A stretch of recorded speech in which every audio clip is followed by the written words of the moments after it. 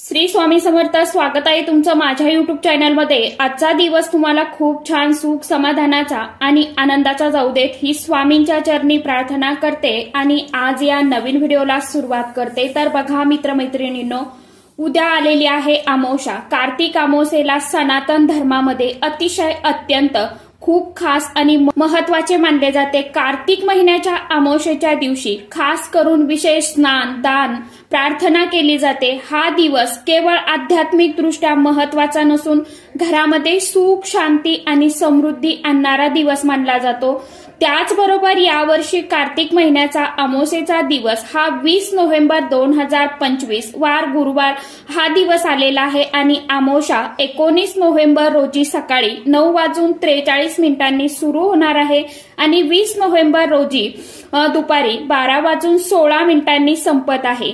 तर उदय तिथीनुसार आपल्याला 20 नोव्हेंबर रोजी म्हणजेच गुरुवारी अमावस्या तिथी जी आहे तर ती पाळायची आहे. हिंदू धर्मामध्ये महिन्याला येणाऱ्या प्रत्येक अमावस्या तिथीचं महत्व हे देखील वेगवेगळं आहे. या अमावस्येच्या दिवशी बरेच सेवा आणि उपाय देखील केल्या जातात. कार्तिक अमावस्येला भगवान विष्णुदेव आणि माता लक्ष्मीची खास करून पूजा सेवा केली जाते. त्याचबरोबर पूजा सेवा केल्यामुळे आपल्याला मानसिक शांती, सकारात्मक ऊर्जा, धार्मिक पुण्य प्राप्त होत असतं असं देखील मानलं जातं. या दिवशी पूजा आणि उपवास केल्याने कुटुंबामध्ये सुख, शांती, आनंद राहतो. त्याचबरोबर आपल्या घरातील धनसंपत्ती देखील वाढत जाते. त्याचप्रमाणे कार्तिक महिन्याच्या अमावस्येच्या दिवशी स्नान आणि दानाला विशेष अनन्यसाधारण असं महत्व दिलं जातं. गीतेचा पाठ करणं देखील अगदी प्राचीन काळापासून प्रचलित आहे. या दिवशी नदी, तलाव किंवा एखाद्या पवित्र गंगेवरती जाऊन किंवा तीर्थक्षेत्री जाऊन स्नान करणं अतिशय पुण्यपूर्ण मानलं जातं. पण प्रत्येकालाच असं नदीवरती जाऊन किंवा स्नान करणं किंवा एखाद्या तीर्थस्थानी जाऊन स्नान करणं शक्य आहे का? तर नाही. त्यामुळे आपल्याला घरच्या घरीच आपण काही साधे सोपे उपाय जे आहे तर ते करून पवित्र गंगेवरती स्नान केल्याचं पुण्यफळ जे आहे तर ते मिळू शकतो.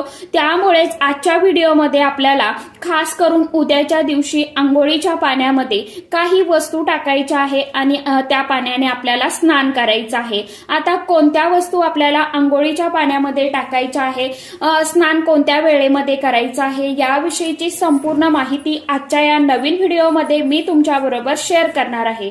त्यामुळे तुम्ही हा व्हिडिओ स्किप न करता शेवटपर्यंत नक्की बघा. चॅनलवरती तुम्ही जर हा व्हिडिओ पहिल्यांदा बघत असाल तर चॅनलला आवर्जून सबस्क्राईब करा आणि असेच नवनवीन माहितीपूर्ण व्हिडिओ बघण्यासाठी समोरील बेल आयकॉनलाही प्रेस करा. त्यामुळे काय होईल, जेव्हा कधी मी नवीन व्हिडिओ अपलोड करेल तर सर्वात अगोदर त्याचं नोटिफिकेशन तुम्हाला मिळेल आणि तुम्ही एकही व्हिडिओ मिस करणार नाही. बघा मित्रमैत्रिणींनो, आता या उपायामध्ये उद्या आलेल्या कार्तिक अमावस्येच्या दिवशी आंघोळीच्या पाण्यामध्ये तुम्हाला एक वस्तू जी आहे तर ती आवर्जून टाकायची आहे. आंघोळीच्या पाण्यामध्ये ही वस्तू टाकल्याने आपल्याला जे काही असलेली नजरबाधा आहे, दोष आहे, आपल्या मार्गात येणाऱ्या अडचणी, अडथळे आहेत, आयुष्यामध्ये दुःख, दारिद्र्य आहे तर हे काय होतं तर हळूहळू दूर होईल आणि तुमची प्रत्येक क्षेत्रामध्ये हळूहळू का होईना प्रगती होत जाईल. असा हा अतिशय अत्यंत प्रभावशाली उपाय आपल्याला कार्तिक अमावस्येच्या दिवशी म्हणजेच उद्या गुरुवारला करायचं आहे. त्याचं महत्व काय आहे, कोणती वस्तू आपल्याला आंघोळीच्या पाण्यामध्ये टाकायची आहे, त्याचबरोबर या दिवशी तुम्हाला दान कोणतं करायचं आहे याबद्दल तुम्हाला सर्व माहिती आपल्या आजच्या व्हिडिओमध्ये मी तुम्हाला सांगणार आहे. कारण उद्या 20 नोव्हेंबर वार गुरुवार कार्तिक अमावस्या जी आहे तर ती उद्या साजरी केली जाणार आहे आणि या दिवशी आपल्याला पवित्र नदीवरती जरी शक्य असेल तर तिथे जाऊन तुम्ही स्नान करा.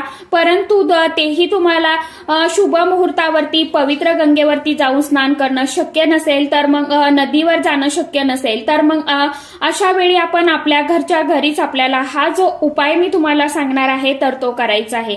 आता हा जो उपाय आहे तर कधी करायचा आहे बघा. अगदी सकाळी तुम्ही ब्रह्ममुहूर्तापासून ते सकाळी 8 ते 9 वाजेपर्यंत जास्तीत जास्त 10 वाजेपर्यंत हा उपाय करण्याचा प्रयत्न करा. जर उपाय केला तर त्याचे फारसे असे लाभ जे आहेत तर ते आपल्याला होत नाही, कारण प्रत्येक गोष्टीचा एक विशेष काळ असतो, महत्व असतं. त्या वेळेमध्ये जर आपण उपाय केला तर आपल्या कुटुंबाला, आपल्या शरीराला त्या लाभदायी असतात. त्यामुळे कार्तिक अमावस्येच्या दिवशी स्नान करण्याचा जो शुभ मुहूर्त आहे तो म्हणजे पहाटे 4:44 ते 5:35 असणार आहे. या काळामध्ये जर तुम्ही स्नान केलं तर उत्तम. या काळामध्ये शक्य नाहीच झालं तर सकाळी 9च्या आत तुम्ही हे स्नान किंवा उपाय करण्याचा जास्तीत जास्त प्रयत्न जो आहे तर तो करायचा आहे. आणि अगदी लहान मुलांपासून ते मोठ्यांपर्यंत प्रत्येकासाठी हा उपाय जो आहे तर तो करायचा आहे. आणि प्रत्येकाच्या आंघोळीच्या पाण्यामध्ये ही एक वस्तू जी आहे तर ती आवर्जून आपल्याला टाकायची आहे. तसं तर महिन्याला येणाऱ्या प्रत्येक अमावस्येला हिंदू धर्मामध्ये धार्मिक आणि वैज्ञानिक दृष्ट्या खूप खास विशेष महत्व आहे. या दिवशी चंद्र दिसत नाही आणि काही लोकांचे मन जे आहे तर ते चंचल होते, तर काही वैज्ञानिक कारणामुळे या दिवशी समुद्रांच्या लाटावरती देखील परिणाम होत असतो. धार्मिक दृष्ट्या अमावस्येच्या दिवशी अनेक विधी जे आहेत तर ते केले जातात, जसं की तर्पण असेल, श्राद्ध असेल, पितरांचा आशीर्वाद मिळतो यामुळे. कारण बऱ्याचदा आपण बघतो की आपण खूप कष्ट मेहनत करतोय, राबतो, तरी देखील आपल्या कष्टाला, मेहनतीला म्हणावं तसं फळ जे आहे तर ते मिळत नाही. अर्थातच काय तर आपल्याला आपल्या कष्टाचं जे फळ आहे ते मिळत नाही, म्हणजेच आपल्याला आपलं नशीब साथ देत नाही. आपण जो काय पैसा घरामध्ये कमवून आणतो तर तो फार काळ घरामध्ये टिकून राहत नाही. या ना त्या कारणाने तो खर्च होतो. म्हणजेच काय की तुमच्या कमाईपेक्षा तुमचा खर्च जो आहे तर तो जास्त आहे. आणि मग तुम्हाला मूलभूत गरजा भागवण्यासाठी वारंवार इतरांकडनं कर्ज घेण्याची वेळ येते किंवा उसने पैसे घ्यावे लागतात आणि मग यामध्ये आपण अडकत जातो. त्यातून बाहेर पडण्याचा मार्ग काही केल्या आपल्याला मिळत नाही, सापडत नाही. यामुळेच घरामध्ये त्याच वेळा वादविवाद, भांडणं जे आहेत तर ते होतात. कारण ज्या घरामध्ये माता लक्ष्मी स्थिर नाही त्या घरामध्ये अशा गोष्टी ज्या आहेत तर त्या वारंवार अनुभवायला मिळतात. आपल्या घरातील पैसा जो आहे तो गरजा भागून थोडाफार जरी शिल्लक राहिला तर तोच पैसा लक्ष्मीला खेचत असतो. म्हणूनच आपल्या घरामध्ये माता लक्ष्मी जी आहे तर ती टिकून राहावी, कारण लक्ष्मी ही चंचल आहे, तिला स्थिर राहावं. यासाठी काय उपाय जे आहेत तर ते आपल्या आयुष्यामध्ये आपण सतत करत असतो. लक्ष्मी प्राप्तीचे म्हणा, धनप्राप्तीचे म्हणा किंवा आपल्याला असलेले दोष नाहीसे करण्यासाठी. त्याचबरोबर अमावस्येचा दिवस अतिशय शुभ मानला जातो. या दिवशी वातावरणामध्ये असलेली एक नकारात्मकता आणि आयुष्यावरती खूप प्रभाव टाकत असते. चंद्राच्या गुरुत्वाकर्षणामुळे समुद्राच्या पाण्यात देखील चढ उतार होतात आणि काही लोकांच्या मते अमावस्येच्या दिवशी चंद्र न दिसल्यामुळे मन चंचल होतं, शारीरिक हालचाल वाढते. यामुळे बऱ्याच जणांना मानसिक त्रासाला देखील सामोरं जावं लागतं. अशा व्यक्तींची खूप चिडचिड होते. घरातील सदस्यांवरती ते रागराग करतात. विनाकारण घरामध्ये भांडण, वादविवाद, किरकिर करतात. घरामध्ये असलेली लहान मुलं ते सुद्धा हट्टीपणा, किरकिरपणा करतात. घरच्यांचं ऐकत नाही. हे जे काही त्यांना दोष असतात, मग ते नजर दोष असतील, पितृदोष असतील तर ते दूर व्हावे. घरामध्ये सुख, शांती, समृद्धी यावी, समाधान नांदावं. यासाठी काही विशिष्ट तिथींना जर उपाय केले तर आपल्या आयुष्यामध्ये चमत्कारिकरित्या बदल जे आहेत तर ते घडून आणू शकतात. कारण अमावस्येच्या दिवशी आकाशामध्ये चंद्र दिसत नाही. चंद्र हा मनाचा स्वामी मानला जातो. अमावस्येला काही लोकांचे मन चंचल होते आणि यासोबतच अशा लोकांची शारीरिक हालचाल देखील खूप वाढते. निराशेच्या गर्दीत बुडालेल्या व्यक्तींच्या मनात नकारात्मक विचार येतात. अमावस्येच्या दिवशी त्याचा खोलवर परिणाम होतो आणि कधी कधी नकारात्मक ऊर्जा ही लोकांना आपल्या प्रभावाखाली घेत असते. त्यामुळे हे जे उपाय आहेत तर ते आपण आवर्जून प्रत्येक महिन्याला, प्रत्येक अमावस्या तिथीला करत जावा. प्रत्येक महिन्यामध्ये एक अमावस्या येते, म्हणजेच 12 महिन्याला 12 अशा अमावस्या आपल्याला मिळत असतात. प्रत्येक अमावस्या तिथी जी आहे तर ती पितरांना समर्पित असते. हिंदू धर्मग्रंथामध्ये अमावस्येच्या विविध रूपांचे तपशीलवार वर्णन केलेले आहे. यामध्ये सोमवती अमावस्या आहे, भौमवती अमावस्या आहे, जसे की मौनी अमावस्या आहे, शनी अमावस्या आहे, हरियाली अमावस्या, दिवाळी अमावस्या, सर्वपित्री अमावस्या आणि कार्तिक महिन्यात आलेली कार्तिक अमावस्या या खूप खास आणि महत्वाच्या अमावस्या तिथी मानल्या जातात. अमावस्या दोषांचा परिणाम तुमच्या वैयक्तिक आयुष्यावरती आणि नातेसंबंधावरतीही होतो आणि जोडीदारासोबत तुमचा दुरावा निर्माण होऊ शकतो।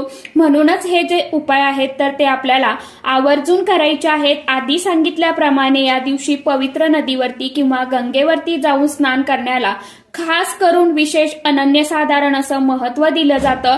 पण आता नदीवरती जाणं शक्य नाही, त्यांनी काय करायचं आहे, सांगितलेल्या शुभ मुहूर्तावरती शक्य नसेल तर सकाळी किमान 9-9:30च्या आत तुम्हाला आंघोळ करायची आहे। पण त्याआधी काय करायचं आहे, आंघोळीच्या आधी तुम्हाला थोडंसं खडे मीठ घ्यायचं आहे। मीठ जे आहे तर ते नकारात्मकता दूर करण्यासाठी अतिशय प्रभावी मानलं जातं।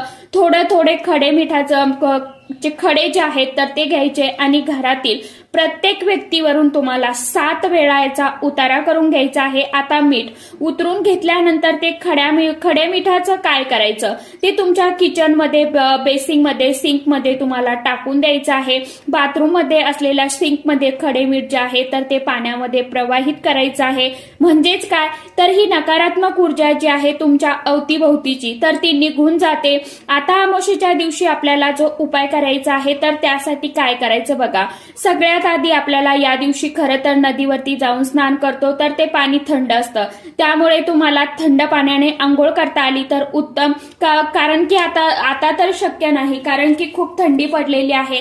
तर जसं की तुम्ही कोमट पाणी घेऊ शकता, ज्यांना शक्य आहे थंड पाण्याने आंघोळ करणं त्यांनी केली तरी हरकत नाही।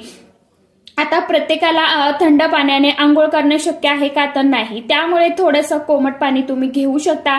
त्यामध्ये तुम्हाला काही वस्तू ज्या आहेत मी ज्या सांगणार आहेत तर त्या टाकायच्या आहेत। त्यामधली सगळ्यात पहिली वस्तू आपल्याला आंघोळीच्या पाण्यामध्ये टाकायचं आहे, ते म्हणजे 4-5 थेंब गंगाजल जे आहे तर ते टाकायचं आहे।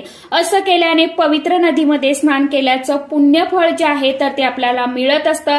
यानंतरची वस्तू म्हणजे पाण्यामध्ये थोडीशी आपल्याला तुरटी टाकायची आहे। तुरटीचा खडा टाका किंवा बारीक कुटून त्याची पावडर जी आहे तर ती तुम्हाला टाकायची आहे। तुरटी काय करते तर नकारात्मकता दूर करण्यासाठी अतिशय शुभ मानली जाते तुरटी, त्यामुळे तुरटीचा खडा जर तुमच्याकडे असेल तर त्या तुरटीची पावडर तुम्ही करू शकता आणि ती तुम्ही आंघोळीच्या पाण्यामध्ये टाकू शकता। आता आंघोळीच्या पाण्यामध्ये टाकलं तरी सुद्धा चालणार आहे। तुरटी टाकल्यानंतर दुसरी वस्तू ती तुम्हाला टाकायची आहे, ते म्हणजे काळे तीळ चिमूटभर टाकायचे आहे आंघोळीच्या पाण्यामध्ये। कारण या दिवशी पितरांची देखील सेवा केली जाते।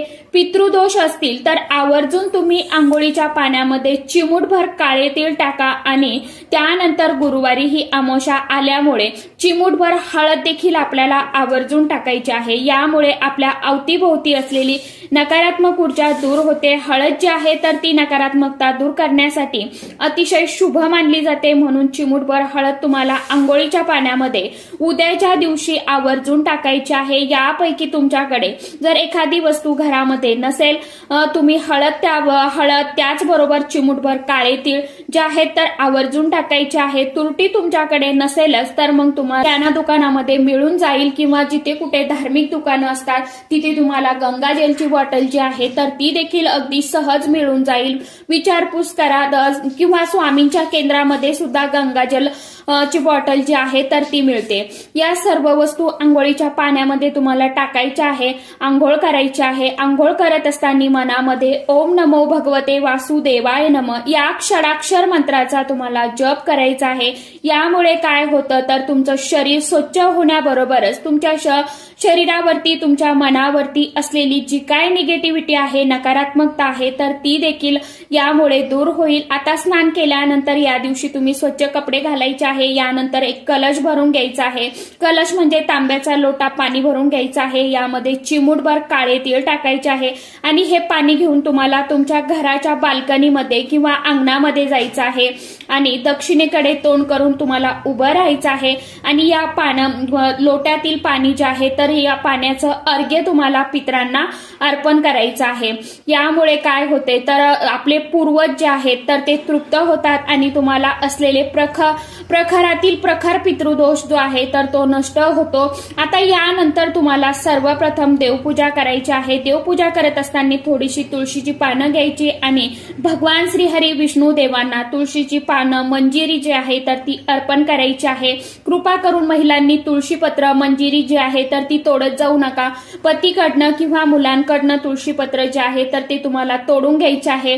कधीही स्त्रियांनी तुळशीपत्र जे आहे तर ते तोडायचे नाही। यानंतर भगवान विष्णू देवांची मूर्ती तुमच्याकडे असेल, फोटो असेल तर तुम्ही बाळकृष्णाच्या मूर्तीवरती सुद्धा अशाच पद्धतीने अभिषेक करायचा आहे। आता ज्यांच्याकडे नसेल समजा भगवान विष्णू देवांचा फोटो किंवा मूर्ती तर मग त्यांनी बाळकृष्णाच्या मूर्तीला हे सर्व वस्तू ज्या आहेत तर त्या अर्पण करताना तुम्ही एक वेळा विष्णू सहस्रनामाचं पठण करायचं आहे, श्रवण करायचं आहे। ज्यांना शक्य नसेल त्यांनी युट्यूबला लावून द्या आणि तुम्ही श्रवण केलं तरी सुद्धा चालणार आहे।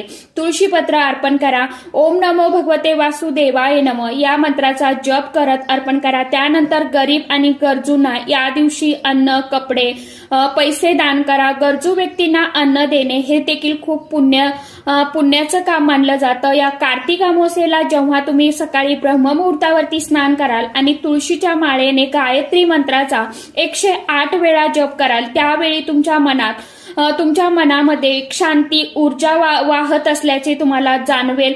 दिवा लावल्याने माता लक्ष्मी भगवान विष्णू देवांना अन्न अर्पण केल्याने तुमच्या घरामध्ये समृद्धी, आनंद हा दिवस आध्यात्मिक आणि आर्थिक दोन्ही दृष्टिकोनातून तुमच्यासाठी अतिशय अत्यंत फायदेशीर ठरेल। तसेच या दिवशी तुम्ही भगवान विष्णुदेव आणि माता लक्ष्मीची सेवा उपासना जी आहे तर ती आवर्जून करायची आहे। त्याचबरोबर तुळशीला तांदूळ दान करणे धन, आनंद आणि समृद्धीसाठी शुभ मानलं जातं। तुळशीच्या पानासह अन्न अर्पण करा आणि शेवटी क्षमा याचना प्रार्थना करा। तुळशीच्या माळेने गायत्री मंत्राचे 108 वेळा पठण करा आणि गरजूंना दान करा। हे पुण्यकर्म मानलं जातं। या दिवशी जर उपवास केला किंवा पूजा केली तर आध्यात्मिक शांती, समृद्धी, सुख जे आहे तर ते प्राप्त होतं। तुमच्या पूर्वजांनाही मोक्ष प्राप्त होतो अशी देखील मान्यता आहे। तर सांगितल्याप्रमाणे तुम्हाला ज्या वस्तू मी सांगितल्या आहेत तर त्या जास्तीत जास्त टाकण्याचा प्रयत्न करायचा आहे आंघोळीच्या पाण्यामध्ये आणि त्या पाण्याने तुम्हाला उद्याच्या दिवशी किमान तरी स्नान करायचं आहे। दररोज या गोष्टी आपल्याला टाकणं शक्य नाही आणि आपल्याकडनं रोज सेवा किंवा उपाय करणं देखील आत्ताच्या या धावपळीच्या युगामध्ये शक्य होत नाही। त्यामुळे आपल्याला अशा ठराविक तिथींना ज्यावेळी आपण उपाय सेवा करतो ना तर त्या केलेल्या सेवेचं उपायांचं फळ जे आहे तर ते निश्चितच प्राप्त होत असतं। सेवा करत असताना मनामध्ये श्रद्धा ठेवा, विश्वास ठेवा आणि भक्ती करत चला। नाही काही तर किमान नामस्मरण करा कारण नामस्मरणामध्ये खूप ताकद आहे। तर चला आजच्या व्हिडिओमध्ये इतकीच माहिती होती। कशी वाटली नक्की सांगा। व्हिडिओ आवडला तर चॅनलला आवर्जून लाईक, शेअर, सबस्क्राईब जरूर करा। परत भेटूया नवीन माहितीसोबत, नवीन व्हिडिओसोबत। तोपर्यंत सर्व माझ्या युट्यूब परिवाराला श्री स्वामी समर्थ।